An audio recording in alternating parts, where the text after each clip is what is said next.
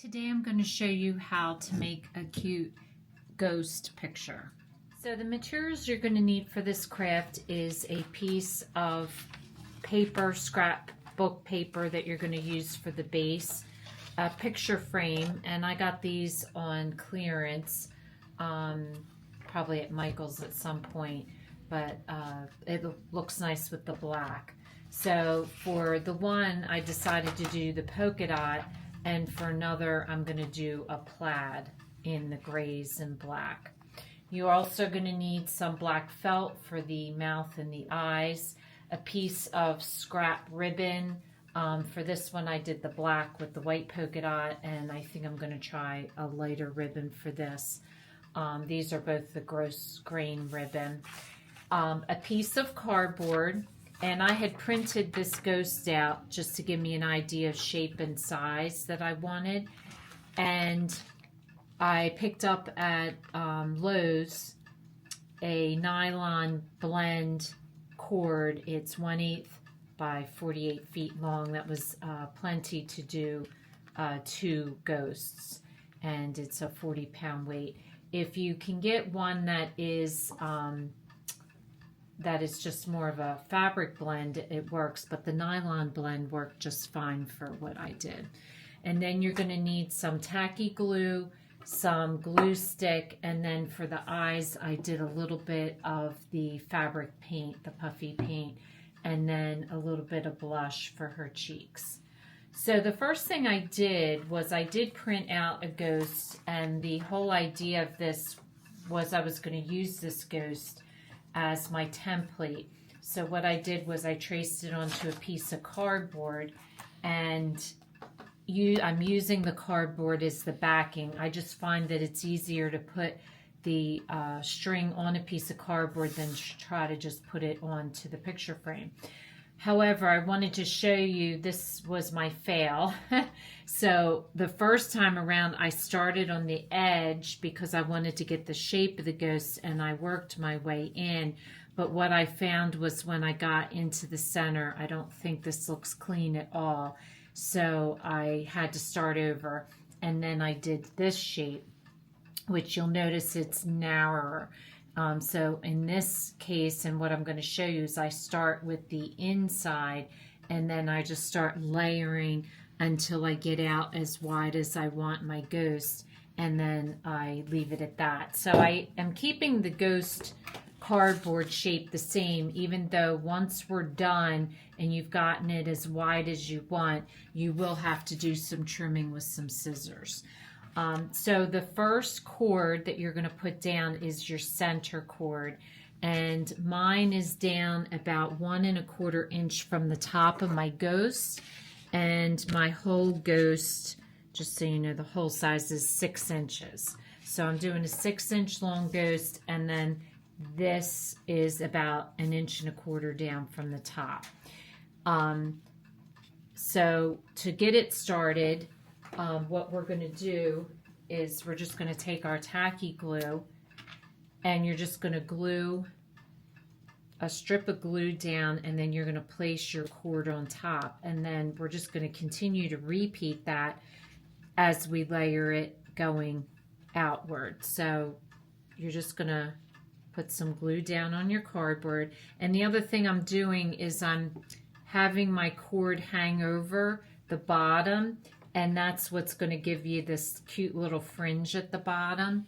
So don't take it right to the edge of your cardboard, take it past. So this will be my first, and your first is the most important, to make sure it's straight, and to just have patience with it for a few minutes. Get the cord as tight together as possible so that you don't see any gap. And because this is what you're going to work off of, you're now going to wrap the cord around. So you want to make sure that first cord is exactly placed the way you want it.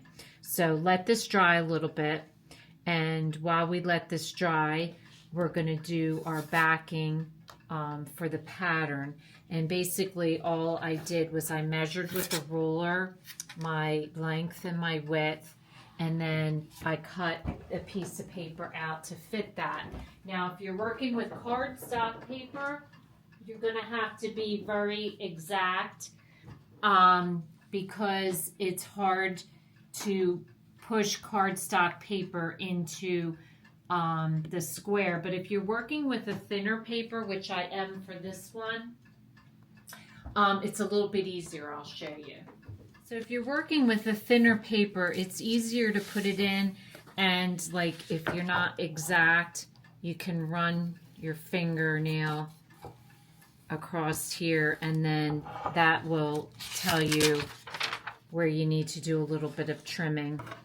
But the cardstock isn't that easy. So with cardstock, if you're going to choose to do that, you want to make sure you just get it as exact as possible. And it's really important to get this exact because you don't want to see any gaps on the edges.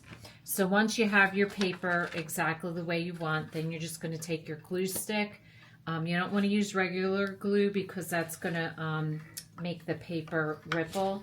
So you just want to do a glue stick, and you just want to fill in the whole area really good. And then you're going to put your piece of paper in like so. And then just smooth it out. Make sure there's no bubbles. So now for each layer that goes on next, you're just going to run your glue up and around the cord and try to put a pretty good amount on because you want it to stick well. And then you're just going to take your cord, and I don't even trim it until I've attached it to the cardboard. So you're just going to take it up and around and try to squeeze it in so that it doesn't have any gaps. And it doesn't matter if you're even at the bottom. Just try not to make it any shorter than your first piece. But if it's a little bit longer, that's not going to matter because you can go back and trim it up afterwards. And so then you're just going to cut this off.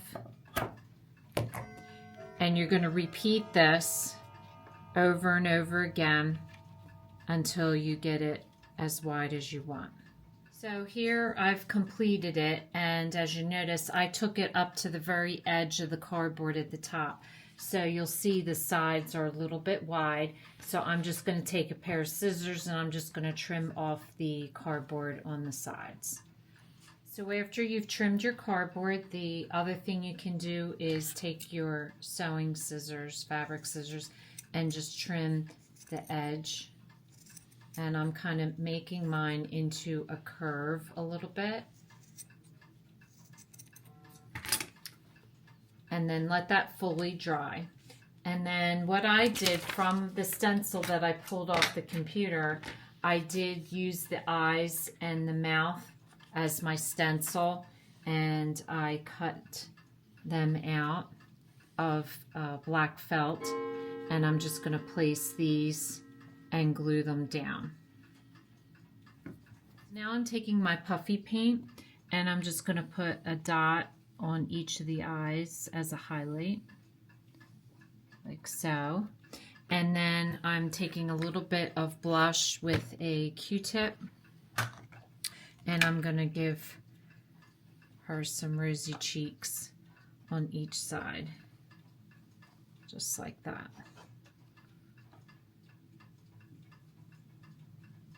So now I'm just going to play with the ends of the string to make that kind of puffy look at the bottom, and you're just going to work up to where you've glued it to the cardboard. So just kind of play around with it and it'll come undone, and it'll give you that look of fringe at the bottom. So your last step will be to run some hot glue along the edge of the cardboard.